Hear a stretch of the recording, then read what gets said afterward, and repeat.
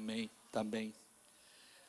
Amém, igreja. Boa noite para todos. Feliz por estar com vocês mais uma vez. Estive lá com os jovens, foi uma bênção, né? Só não dormi lá com eles. Eu tenho meus porquês, né? Eles sabem. A alimentação estava beleza, viu, mano? Da hora, ó. Só nós, segredinho nosso. Gente, feliz por estar aqui com vocês novamente, seguindo essa jornada que a gente está do sepulcro a Pentecostes. Hoje a gente vai falar de um tema bem interessante, que Deus ministrou primeiramente no meu coração. Mas antes, como é de praxe, eu gosto de contar sempre uma história que vai ter alguma ligação junto com a minha palavra, né? E a história de hoje é de um personagem, de um jovem garoto, um jovem também. E ele o nome dele era Nick Cruz, tá? Depois vocês podem pesquisar aí no Wikipedia, aí no Google, dá um Google, vocês vão achar, vai achar um Nick Cruz cantor, não é esse, tá? Vocês vão achar o Nick Cruz de 1950. Esse rapaz, ele nasceu em Porto Rico, e ele veio de uma família muito difícil, uma família muito ausente por parte de pai e mãe. A região de Porto Rico era muito precária naquela época, né? E aí os pais resolveram mandar ele para Nova York, para morar com seu irmão. A própria mãe dele denominava o Nick da seguinte forma: sua própria mãe o chamava de filho de Satã. Esse é o Nick Cruz. Quem já assistiu aqueles filmes americanos, nova-iorquinos, que tem aqueles latinos, centro-latinos lá, que sempre tem uma gangue por trás e eles são muito violentos?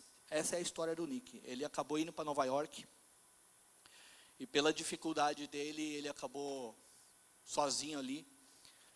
Ele conheceu uma gangue muito famosa em Nova York, tá? Era chamada de Mau Maus. Então, no decorrer desse tempo, essa gangue adotou Nick Cruz e acabou se tornando para ele aquilo que ele entendia que era uma família, um acolhimento, um grupo. Só que com o passar dos tempos, ele se tornou um dos líderes dessa gangue e ele era um dos caras mais violentos dela. Até que certo dia ele conhece um pastor. Mas antes eu queria falar aqui, ó, isso aqui é interessante falar. Existia uma unidade naquela gangue. E a unidade ela era baseada em alguns tópicos interessantes: ódio, violência, vingança, orgulho e medo. Até que ele conhece um pastor chamado David Wilkerson. E o David, ele ia nas ruas e ministrava sem medo. Ele era um dos poucos que conseguia confrontar as gangues nova-iorquinas. E um desses momentos ele encontra Nick. E ele fala uma frase que fica famosa. Ele fala assim: Jesus te ama. E o Nick Cruz olha para ele e diz assim: você sabe que eu posso te matar, né? Ele não mata, mas ele bate muito. E o pastor Wilkerson, ele não desiste. Mesmo ferido, ele continua retornando às gangues. Em especial até a vida de Nick. E o Nick repete e fala: você sabe que eu posso te matar, né? E aí o pastor David fala para ele assim: se você me cortar em 1000 pedaços, cada pedaço vai te dizer que Jesus te ama.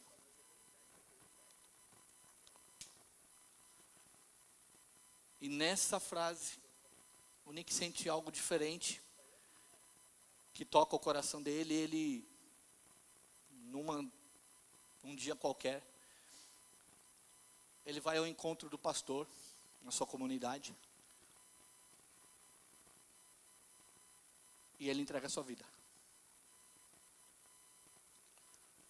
A gangue, né? Que naquele momento Nick encontrou algo mais forte do que a unidade nas ruas. Ele tinha uma unidade com o crime. Ele encontra a unidade do amor de Cristo. E Nick percebeu uma coisa poderosa. A gangue dizia: você pertence a nós enquanto for útil. E Cristo dizia: você pertence a mim mesmo quebrado. A gangue unia pessoas pelo medo. Cristo unia as pessoas pelo amor. A gangue criava irmãos de guerra. Cristo criava uma família espiritual. A gangue ensinava: morra pelos seus. Jesus ensinava: eu morri por você.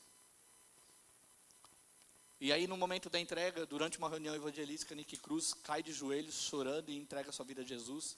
O homem que carregava o ódio se tornou pregador do evangelho. Líder de violência se tornou instrumento de cura. E aquele que destruía famílias passou a restaurar vidas. Qual a lição que nós tiramos dessa história?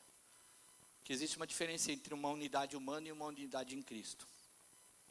A unidade humana pode juntar pessoas por interesses, por dor, por revolta, por ideologias, por carência emocional, mas somente Cristo consegue unir pessoas transformando caráter, coração, identidade e propósito.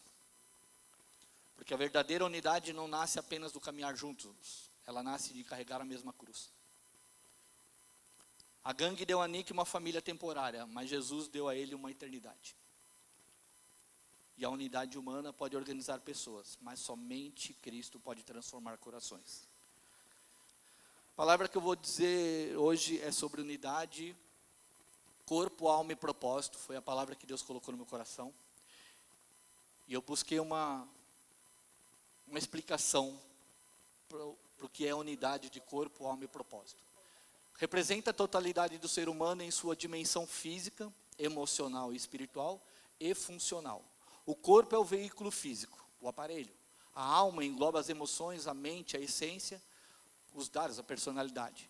E o propósito é o sentido, ou a missão que une ambos para a realização de um objetivo maior. Senhor. Unidade de corpo, alma e propósito, chamado para uma aliança verdadeira. Não é sobre frequentar, mas é sobre pertencer. Nick Cruz ali, no exemplo dele, ele frequentava uma gangue. E Jesus chamava ele para ele pertencer a uma família. E hoje nós vamos ver isso no decorrer desse período. Existem alianças que são feitas com palavras, mas existem alianças que só podem ser firmadas com sangue.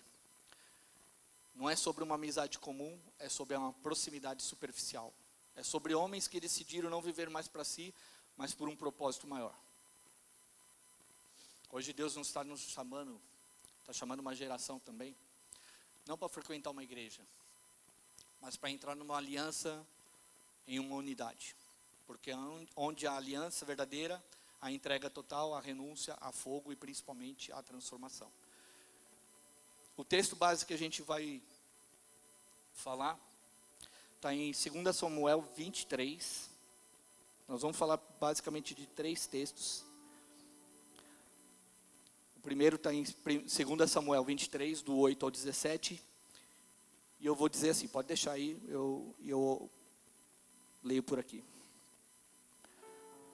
Nós vamos falar, o primeiro texto fala dos valentes de Davi.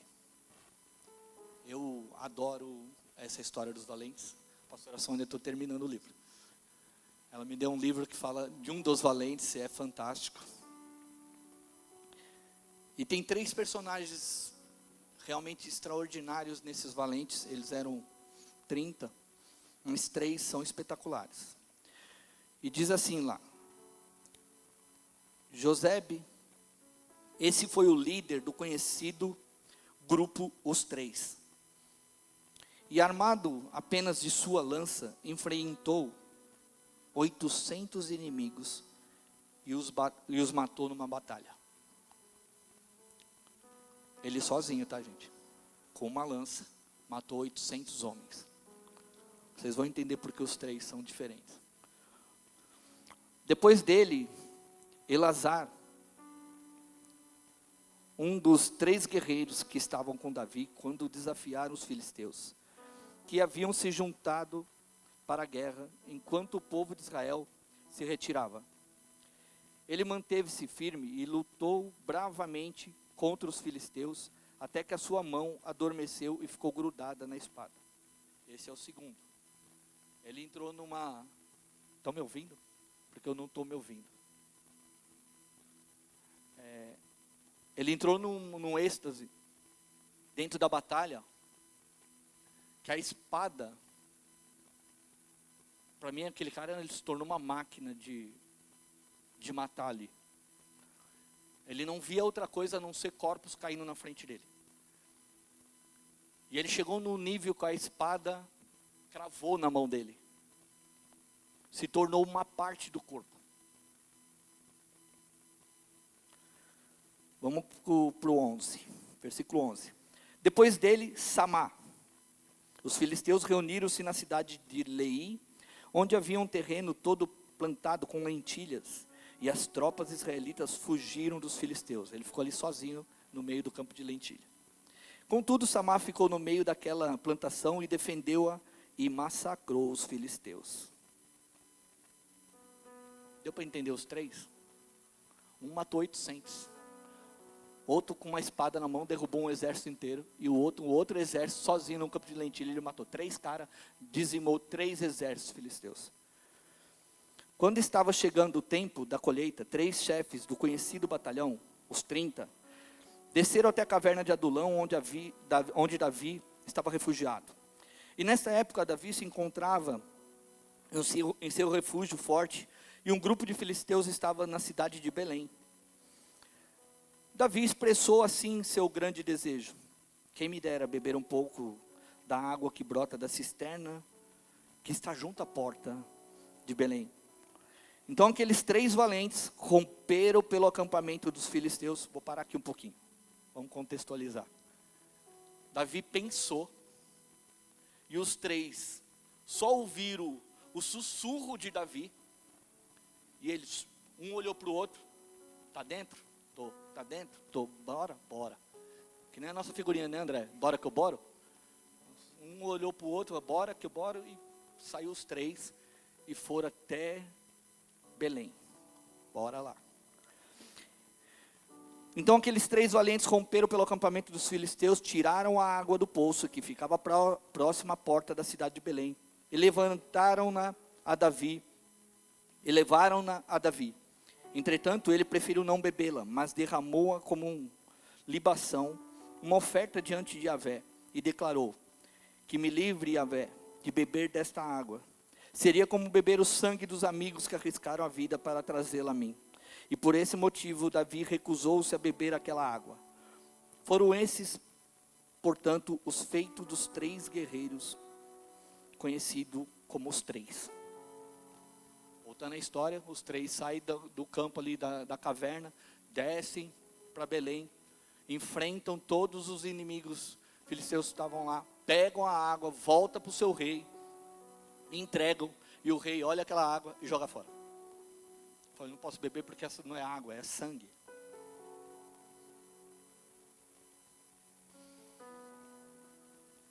Os valentes de Davi eram uma unidade militar de força física. E aí, falando de corpo, alma,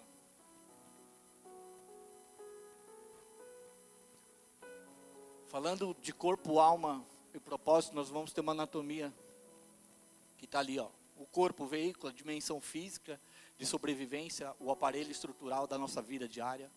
A alma é a essência, a mente, emoções, personalidade, onde habitam as conexões, os dados, os sentimentos. E o propósito, a missão, o sentido maior que alinha o corpo, a alma, para a realização de um objetivo eterno. Na união dos 3, uma aliança verdadeira, a entrega total do ser. E aí entra o corpo, os soldados de Davi. Tem pessoas que estão aliançadas uma com as outras, estão unidas uma com a outra através de palavras. Uma amizade comum, uma proximidade superficial, ou vivem por interesses próprios, ou são marcadas pela conveniência. Me convém, eu me uno a você. Eu tenho um interesse que eu vejo em você, que você possa me dar algo, eu me uno a você. Ou eu tenho uma amizade comum, uma proximidade superficial. Geralmente essa é uma unidade, uma aliança que nós temos com palavras com o mundo. Mas aqueles soldados tinham uma aliança de sangue. Eles entregaram tinha uma entrega total. Eles viviam para um propósito maior. E eles eram marcados por um fogo, por uma transformação. Existem alianças feitas com palavras e existem alianças firmadas com sangue. Que Deus está nos falando hoje que nós não fomos chamados para frequentar, mas para pertencer. Uma amizade comum, ela é feita com palavras, como eu disse ali, uma proximidade e uma frequência por conveniência. E a aliança verdadeira é firmada com sangue, entrega, renúncia e fogo. Deus não está te chamando uma aliança, uma geração para um banco da igreja. Ele chama para entrar numa aliança. Deus nos convocou para a gente estar aqui somente sentados. Ele nos trouxe aqui porque Ele quer uma aliança conosco. Ele quer uma unidade conosco. Aqui o desenho do que foi os valentes. O aço dos valentes, o custo do sangue. Começa ali no desejo do rei Davi, passa pelo chamado de Eleazar, Samar e os valentes. Não houve o pedido, eles ouvem um chamado de honra e rompe as linhas inimigas. Eles se sacrificam, arriscam a sua vida e derramam sangue apenas para trazer água. A oferta que é derramada, isso não é água, isso é sangue. A aliança verdadeira não é baseada na conveniência, mas em sacrifício. Vamos voltar aqui. Essa é a próxima.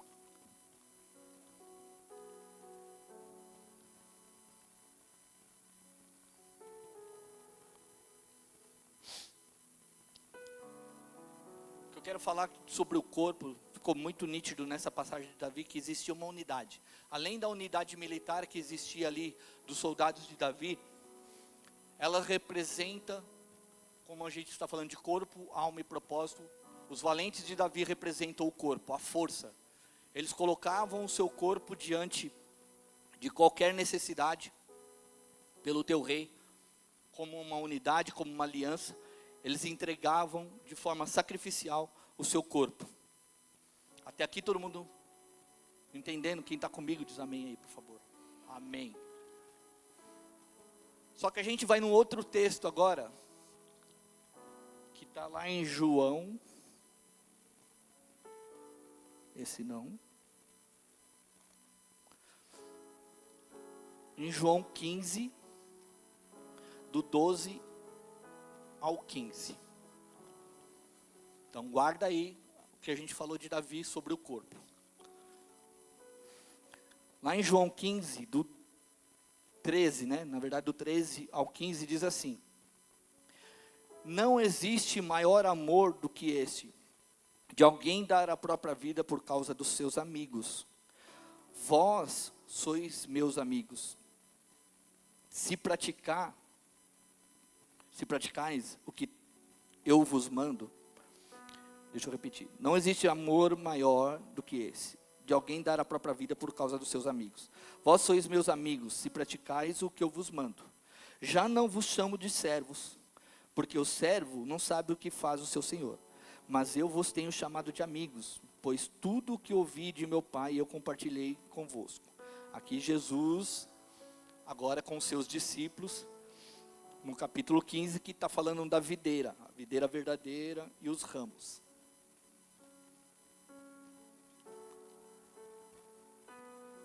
Nós vamos entrar agora numa aliança que transforma. Davi tinha uma aliança com o corpo. Eles tinham, os soldados, uma aliança com Davi, com o rei Davi, com o corpo. Agora nós temos uma unidade de alma e de devoção. Olha que legal isso aqui. Lá na época de Davi, os homens derramaram sangue pelo rei. Mas com Jesus, o rei derramou o sangue pelos homens. Se inverte a situação agora. Jesus não escolheu os perfeitos. Ele escolheu homens comuns, impulsivos, inseguros. E disse: já não vos chamo servos, mas amigos. Ele não queria seguidores. Ele queria homens para andar com ele, comer com ele, sofrer e morrer com ele. Nós estamos falando agora de uma unidade de alma, de emoção, de sentimento, de devoção, de paixão. Em Davi havia força, havia um corpo, onde os homens derramavam sangue pelo rei. Já com Jesus, os discípulos invertem e o rei derrama sangue pelos homens. Agora olha para Jesus, e ele não escolheu os perfeitos, ele escolheu homens comuns. Tem gente comum aqui? Ou tem alguém excepcional aqui? Todos nós somos comuns. Mas eu tenho uma notícia para te dar: Deus te escolheu também.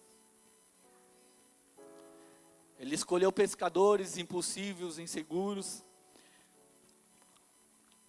Jesus não queria seguidores, ele queria homens que fossem um com ele. Homens que andassem com ele, como eu disse ali, comessem, sofressem e morressem.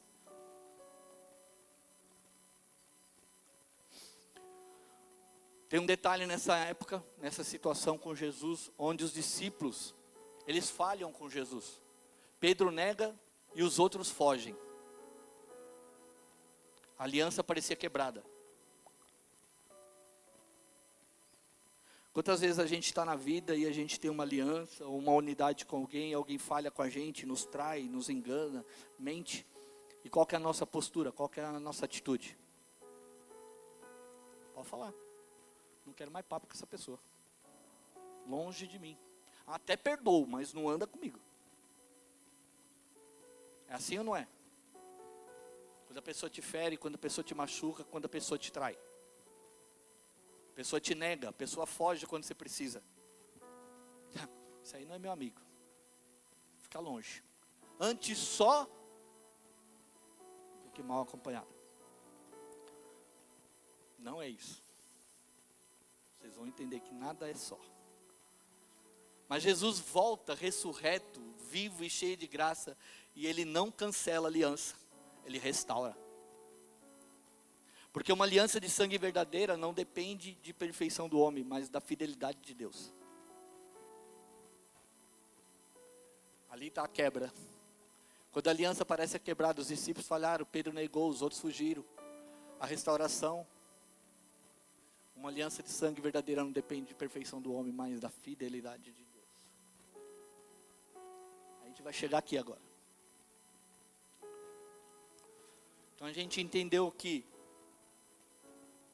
corpo, alma e propósito. O rei Davi e os seus valentes tinham uma ligação de corpo. Se colocavam à frente do perigo para defender o seu rei. Já com Jesus havia uma unidade de alma, de sentimento, devoção, paixão, emoção. Mas a gente chega lá em Atos 2. E eu não vou ler o texto de Atos 2. Porque semana que vem todos nós vamos estar aqui para entender o que é Pentecostes. E eu não vou acabar com essa graça. Não vou contar isso no final do filme. Então lá em Atos 2 eu só vou trazer um trechinho que eu preciso. Que diz assim: e ao completar-se o dia de Pentecostes, estavam todos reunidos num só lugar. E de repente veio ao céu um barulho semelhante a um vento, soprando muito forte. E esse tomou conta de toda a casa, onde estavam sentados. Pousou um sobre cada um deles. E todas as pessoas ali reunidas ficaram cheias do Espírito Santo. Vou parar aqui. Eu acho que a pastora Xênia que vai pregar Pentecostes, é você? Então não vou contar o final do filme. Só que lá em fogo, em Pentecostes, o que a gente tinha? Homens medrosos, escondidos e fracos. Mas quando vem o Espírito Santo, eles se tornam ousados, proclamadores, inabaláveis. A aliança deixa de ser apenas emocional e passou a ser espiritual. Não era mais apenas um companheirismo, era uma habitação. E o Espírito Santo desce para selar a aliança em Pentecostes.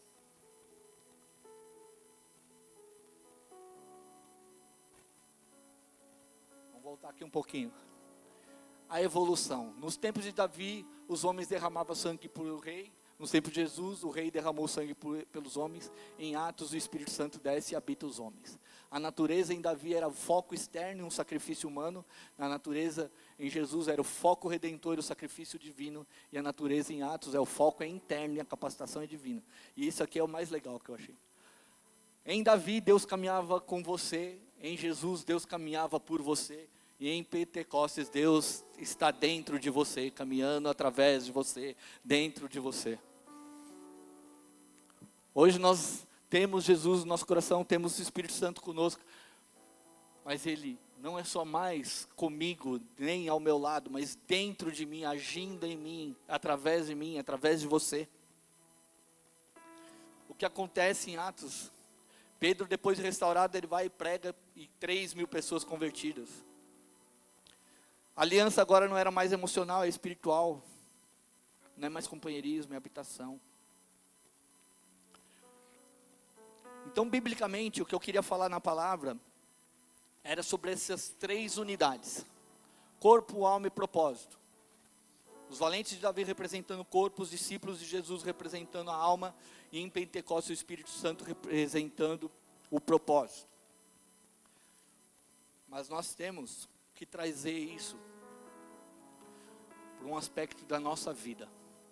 Não adianta a gente ler a Bíblia e entender somente a Bíblia e não aplicar ela na nossa vida. E existe algo muito sério: antes só do que mal acompanhado nunca. Porque vai acontecer o quê? Um rompimento da unidade. Então, o que causa o meu rompimento com a unidade? O que me afasta de estar unido com Cristo? O que me afasta de estar unido com a igreja? O que me afasta de estar unido com a minha família? O que me afasta de uma unidade? O vírus da quebra, o orgulho, o egoísmo, o narcisismo, a prepotência, o autoritarismo, a fofoca, a mentira. Você consegue trabalhar numa equipe? Vamos para o nosso lado profissional aí. A gente consegue trabalhar numa equipe onde tem uma pessoa que é orgulhosa? Onde tem uma pessoa que é egoísta? Que ela não pensa em grupo, ela pensa nela? Uma pessoa que é narcisista? Uma pessoa que é prepotente? Já falou com uma pessoa prepotente? Pensa numa pessoa chata, autoritária. Uma pessoa que você monta a equipe, você monta a estratégia de trabalho, a pessoa vai lá e vai fazer fofoca para o outro. Ou uma pessoa que mente dentro da sua equipe. Isso aqui é o problema, mas todo problema gera um sintoma, gera uma consequência. E qual a consequência deste vírus? É você se tornar uma pessoa solitária e antissocial. Você já falou com uma pessoa dessa característica, ninguém quer ficar perto. Estou fora. Não aguento não ouvir a voz dela. É assim ou não é? Então ela se torna o quê? Solitária, porque ninguém quer ficar com ela. Antissocial, porque ninguém quer frequentar o mesmo ambiente dela. É uma pessoa amargurada ou não? É uma pessoa irada, deprimida ou não? É uma pessoa que não tem foco e não tem resultado na vida? Por que ela não tem foco? Trabalha sozinha. Anda em 2, que se um cair, o outro levanta. Antes só do que mal acompanhado? Não. Se torna fragilizado emocionalmente, espiritualmente ou não? E aí vem o pior de tudo. O resultado final. Pode ler em voz alta.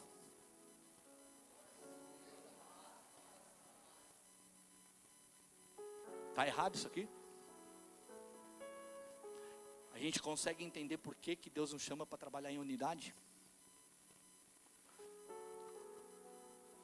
A gente consegue entender por que Deus fala que Ele é a videira, nós somos os ramos, estamos ligados nele?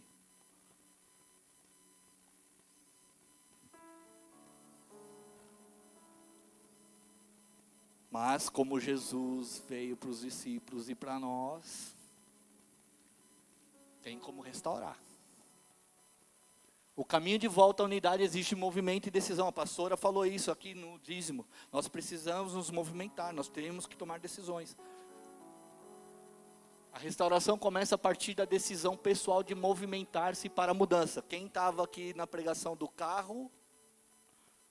Lembra? Carro parado, sem movimento é prejuízo, né? Primeira coisa para restauração total, para a gente chegar, se você for ver o altar, está pegando fogo. E é isso que Deus quer para a nossa vida hoje. Deus quer te levar no nível que você vai incendiar. Mas primeiro, você tem que trabalhar com você mesmo, o seu eu. Reconhecer suas limitações, buscar o espírito de humildade e pedir perdão.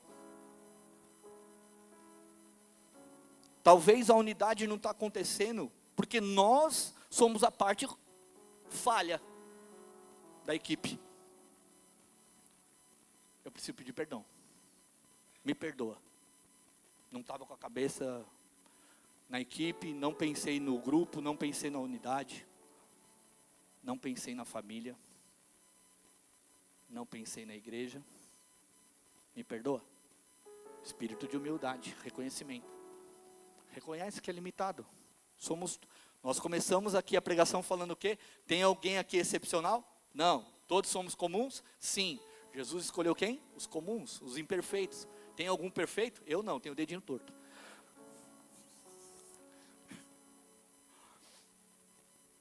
Mas nós não somos perfeitos, mesmo na perfeição. Nós não somos perfeitos. E Deus mesmo assim nos chama. Segundo degrau que a gente precisa para restaurar é com relação ao próximo. Eu preciso ouvi-lo também. Talvez eu tenha atitudes que eu ajo de forma inconsciente, mas que fere o companheiro. Sabe aquelas brincadeirinhas boba? Aprende a saber com quem você brinca. Tem gente que não gosta de brincadeira. E aí você fere a pessoa. Nossa, a pessoa agora, eu vou lá na igreja, a pessoa nem olha mais na minha cara. Entenda que todos possuem dificuldades e qualidades. Evite conflitos desnecessários e caminhe ao lado. Nós, para restaurarmos essa unidade, nós temos que entender que nós somos diferentes um do outro. Que o meu tempo é diferente do outro. A minha velocidade é diferente do outro. Talvez eu faço, uma vez no escritório, né? Nós temos um funcionário, uma benção, está com a gente lá até hoje. Mas no começo ele tinha dificuldade, ele faz o mesmo processo que todo mundo, mas ele demorava um pouco mais. E tem outros lá que já estava mais tempo na prática, a velocidade. Mas é que ele faz isso. Ele chega no mesmo propósito? Ele chega. Você faz em quanto tempo? Em um dia eu fecho a pasta. Ele leva quanto? 4. Mas ele chega no final do propósito? Chega.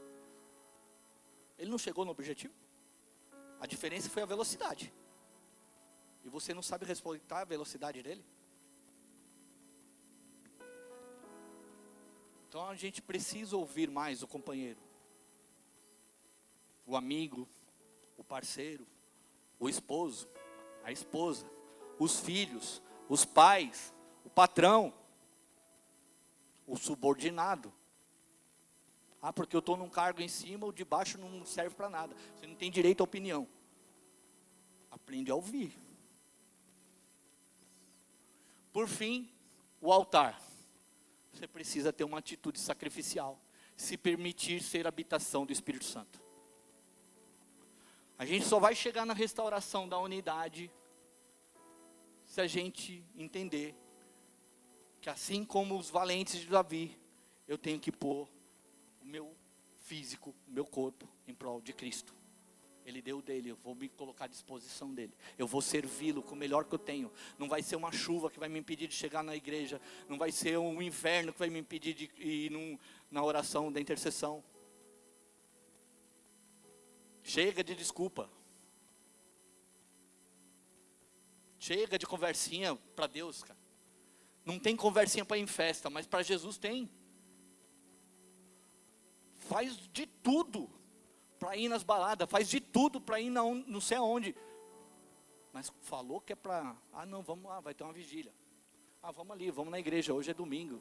Não, está chovendo. Mas se aparecer hoje, chovendo, aparecer uma festa, você vai. E o sacrifício? E o carregar a cruz? Está entendendo quando Jesus fala, tome a tua cruz? Não é só caminhar comigo não. O que eu falei ali? Que ele quer quem esteja com ele, ore com ele, caminhe com ele, mas seja disposto a morrer com ele também. Porque quando você perder a sua vida, como que é, pastor? Quando você perder a sua vida, você vai achar a verdade para Cristo.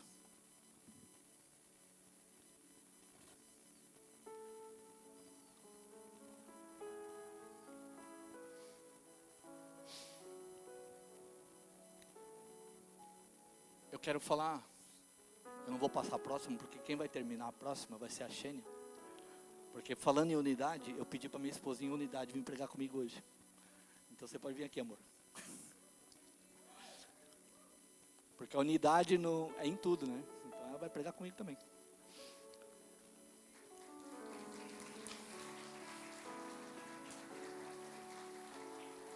A gente está falando de unidade de corpo, alma e espírito. E ela vai agora entrar num assunto que para mim talvez fosse mais duro eu falar para vocês. Por isso que eu trouxe ela para ficar mais suave. Então, contigo. A paz do Senhor, igreja.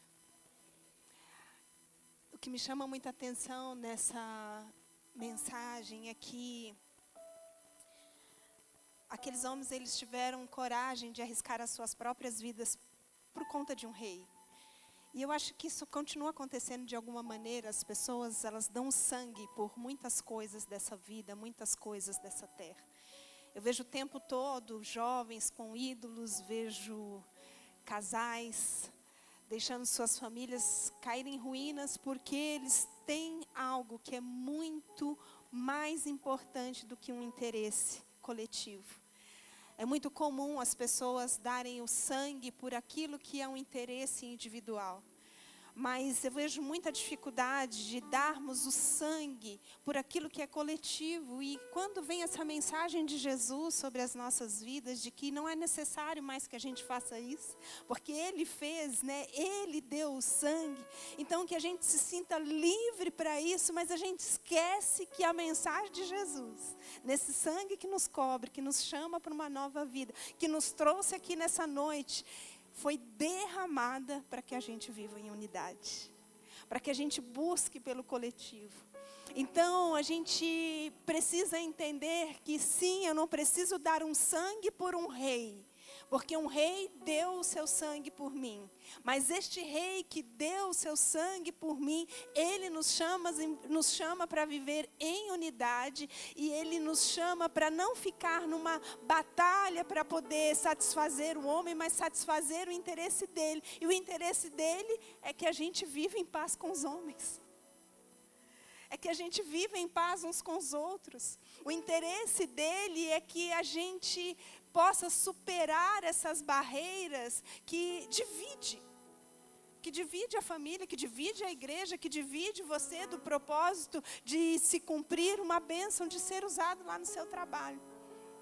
Então eu entendo que essa pergunta é para nós no sentido, onde eu tenho dado meu sangue?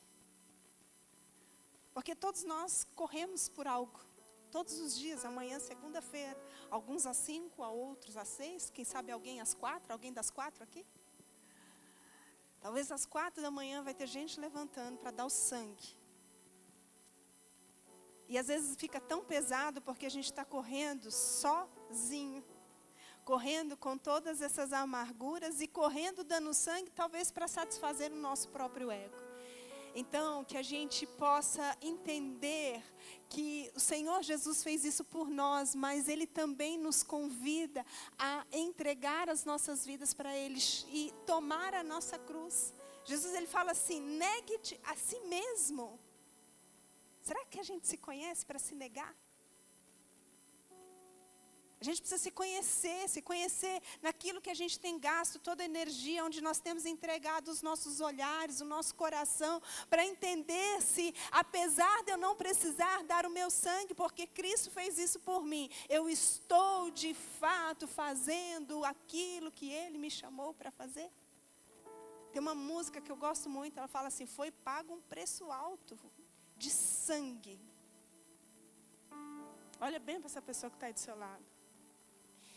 E em Jesus você não pode se incomodar com isso. Fique em paz, vai dar tudo certo. Foi preço de sangue para você estar aí do lado desse irmão e dessa irmã.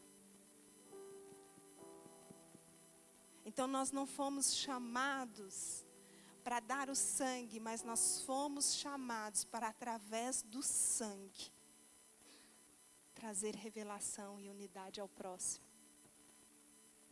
Como valentes de Davi, temos disposições para atos sacrificiais, nos momentos para realizar o desejo do outro e fingimos que não é conosco. Porque às vezes a gente tem esse entendimento, Cristo é por mim. E está tudo certo, Ele morreu no meu lugar e é uma batalha vencida. Eu estou do lado daquele que nunca perde. E isso é bom que você tenha essa fé. Mas é importante que a gente entenda que nessa fé, do tudo posso naquele que me fortalece, envolve um tudo de perdoar e andar em unidade com a pessoa que talvez você não goste. Isso é reino de Deus. Isso é verdade, isso é libertação. A alma, que essa nossa emoção, né, os discípulos de Jesus, eles tiveram que abrir mão. Enquanto Jesus estava caminhando com eles, Jesus foi ensinando a eles, e sabe o que eles queriam? Pedro queria que ele fulminasse o resto e ficasse só eles ali. Porque a gente é melhor e a gente é discípulo. E Jesus morreu, ressuscitou e, como eu disse, Ele voltou, curou-os, para que eles pudessem ser cheios do Espírito Santo. Nós estamos caminhando para Pentecostes. E Pentecostes foi derramado em unidade. Então hoje é dia de nós refletirmos em como nós estamos andando em unidade. Qual é a unidade que você está tendo com o seu marido? Qual é a unidade que você está tendo com o seu irmão? Ou qualquer diferença já faz a gente ficar bravo e desistir desse propósito maior do que o Senhor nos chamou. Como em Pentecostes, temos convicção que o Espírito Santo habita em nós. Aqueles homens antes de Pentecostes, eles não eram capazes de andar em união. Porque apesar deles conhecerem Jesus, eles não tinham essa capacidade, eles ainda estavam muito envolvidos com o seu egoísmo. Mas depois, pelo derramar do Espírito Santo, foi criada uma unidade, onde eles sonhavam juntos, planejavam juntos e pregavam juntos. Eles tinham uma vida com Cristo. Eu quero dizer que a distância entre você e a unidade que você precisa com seu cônjuge,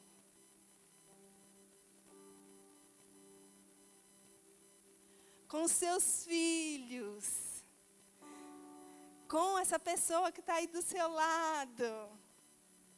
A unidade, a distância que existe é o Espírito Santo de Deus. Ele atrai. Ele vai unir. A distância que existe entre você e o perdão que você precisa derramar está no Espírito Santo de Deus. A distância que existe entre você, entre o seu pensamento e você conseguir andar em igreja. A igreja é uma grande família, né? O Osmar gosta de dizer sobre a videira, onde ali cada um é de um jeito. E naquela época, lá no exército, você quer falar essa parte? Porque acho que essa parte de exército ele é melhor. Então a gente estava, como a China estava falando, de uma unidade familiar. Como que a gente tem se comportado dentro de casa? Será que eu tenho tido o mesmo amor sacrificial que aqueles homens tinham pelo rei? Será que eu tenho esse mesmo amor pela minha família? De entender quando um ou outro tem um desejo de você ir buscar. Sabe quando a esposa está deitada, ela gosta daquele copinho de água. Mas eu já estou deitado. Eu falei que era mais doce ela falando. Não, mas a parte da família eu já falei. Você quer para o coração? Não, mas é porque é de casais, né? É verdade. Então a gente tem que romper com as nossas vontades só. E entender que nós somos uma só carne. O filho tem que entender que o pai passou uma geração inteira cuidando dele na sua infância. E vai chegar um momento que está invertendo os papéis. Os pais estão ficando mais idosos, mais necessitados. E os filhos vão ser os cuidadores. Assim como os pais foram os cuidadores no início, depois os filhos têm que entender que vão ser os cuidadores deles. Tem o sacrifício, tem a paixão dos discípulos, de sentar ao pé do mestre e ouvir a voz dele, dos filhos sentar ao pé dos pais e ouvir a direção do pai. Não, você não sabe de nada.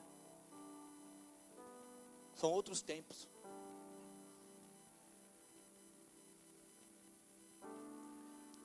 Mas nós vamos também, além do ministerial, da casa, do familiar, de aplicar aquilo que a gente entendeu, nós também temos uma igreja.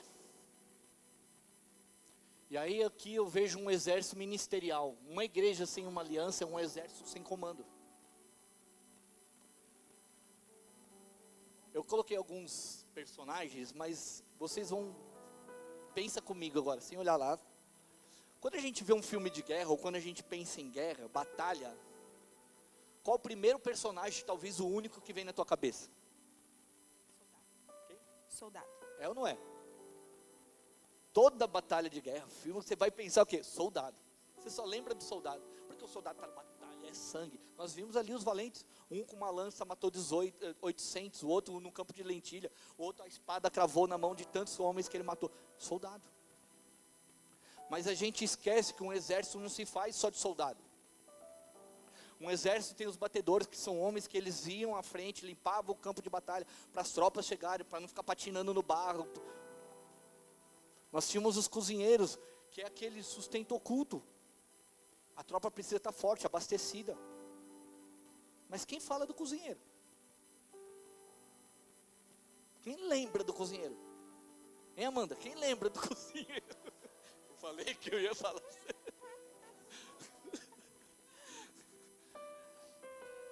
Só em off, ninguém sabe.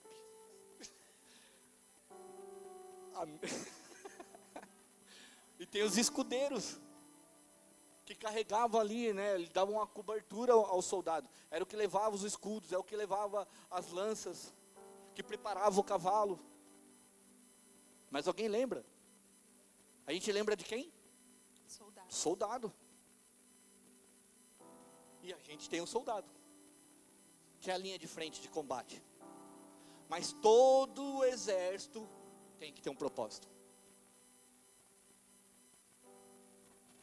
Assim como os valentes e os discípulos, somos um grupo imperfeitos, preparados para o mesmo propósito. Não importa a sua função na igreja, você é vital para o fortalecimento do corpo. Talvez nós estamos sentados aí hoje e a gente vê o louvor cantando lindo, maravilhoso. Hoje teve audição aqui, os jovens aqui fazendo audição e fica olhando para eles. Eu quero estar lá em cima, eu quero cantando. Talvez você vai ser mais importante na recepção, com um sorriso e um bom dia e um abraço, que alguém precisa daquele abraço lá na entrada. Quantas pessoas chegaram nessa igreja aqui, vários testemunhos, são vários testemunhos que falam aqui. Quando eu recebi aquele abraço, quando eu recebi aquele bom dia, foi diferente na minha vida. Não foi o louvor, foi um sorriso, foi um abraço. O que fica na porta ali, entra um por um, bom culto, bom culto, bom culto, bom culto. Quem está ali, o Anuar, fazendo cafezinho para nós? Glória a Deus pela vida do Anuar. Está lá, o Anuar vai lá e faz o café para nós. Cozinheiro, está lá fazendo, fortalecendo. Olha para o pastor, não é problema sonhar e desejar. Mas é o seu chamado. Não se faça menor do que ninguém. Porque você é importante para Cristo aqui dentro. Você tem uma função fundamental e vital para o fortalecimento desse corpo. Como eu falei da videira, nós temos aqui uma árvore. Vamos imaginar a videira aqui. A gente comentou. Eu falei para alguns isso, mas quando você olha uma árvore, ela vai ter um galho mais fino, um galho mais grosso. Imagina que ela está toda cheia de flor, tá, gente? E com fruta, as bolinhas são os frutos. Então você vai ver uma árvore, um raminho mais fino, um raminho menor, um ramo maior, um ramo mais grosso, um ramo com mais fruto, outro com menos fruto, um com muitas folhas, outro com poucas folhas. Mas o total dessa árvore não faz uma árvore frondosa e bonita e poderosa? Ou você olha só para um ramo na árvore, ou você olha o conjunto dela? Quando a gente bate o olho naquela videira, quando a gente bate o olho naquela árvore, a gente vê aquele monumento, aquela coisa linda, e fala, a árvore. Deixa eu falar para você, você é a árvore. Você não é só o ramo, você é a árvore, você faz parte do todo. Não tem ninguém maior ou menor. Deus nos chama para dentro da igreja, olha que legal. Então lá em Atos 2, 42, 47, resumindo, tinham tudo em comum. Eles comiam juntos, eles oravam juntos, choravam juntos e viviam como um só corpo. Isso não é igreja moderna, isso é a igreja verdadeira. Não era apenas membros, era um só povo. Nós não temos membros aqui, nós temos um só povo de Cristo. Aleluia. Eu não quero só frequentar, eu quero pertencer.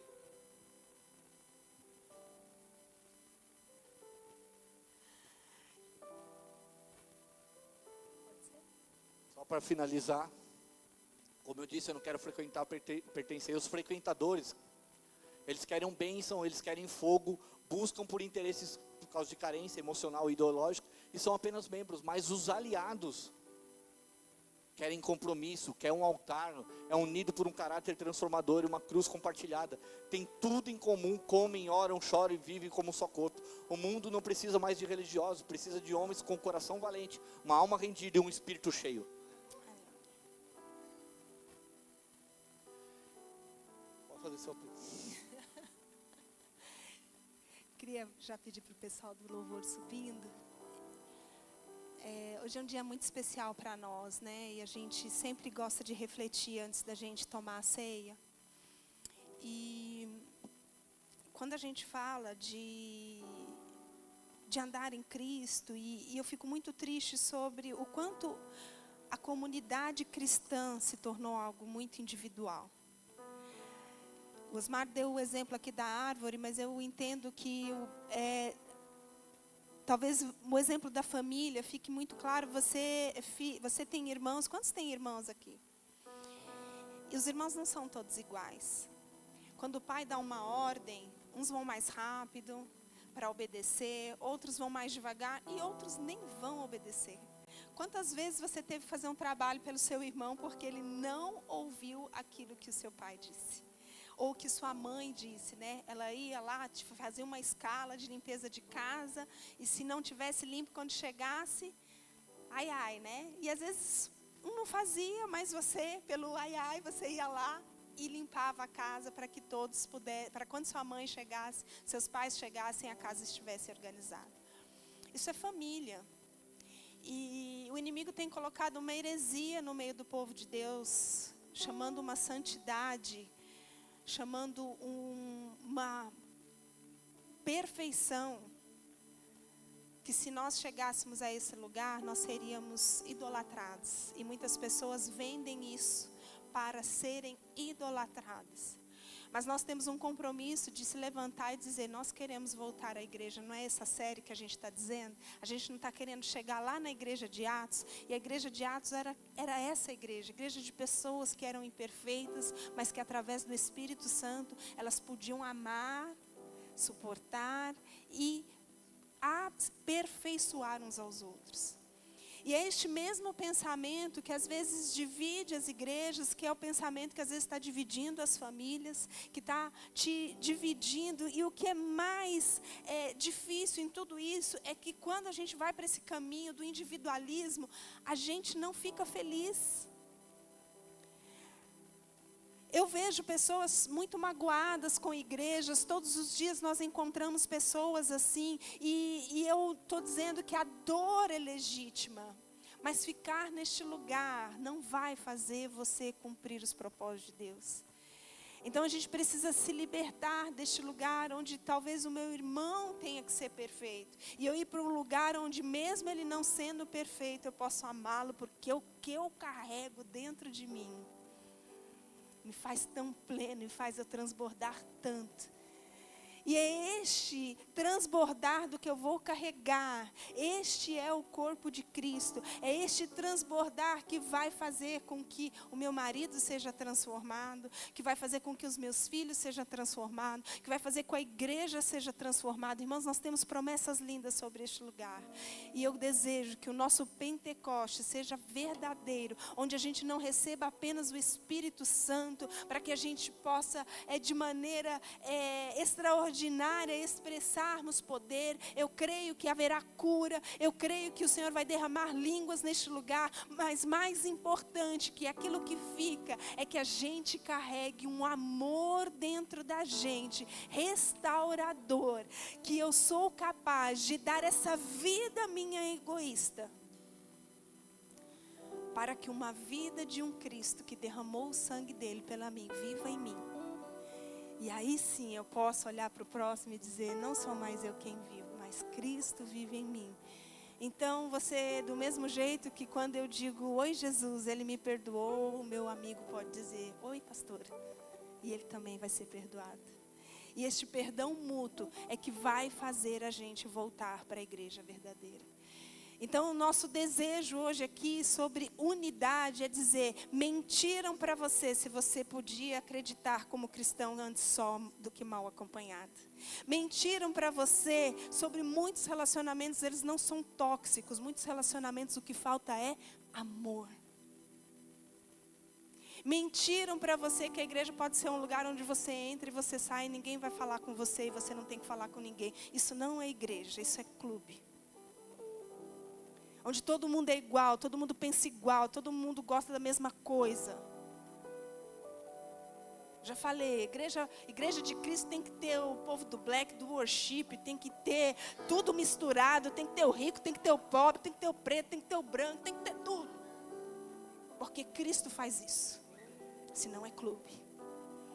Então eu quero convidar você a ficar de pé. E nós vamos orar aqui, e nós temos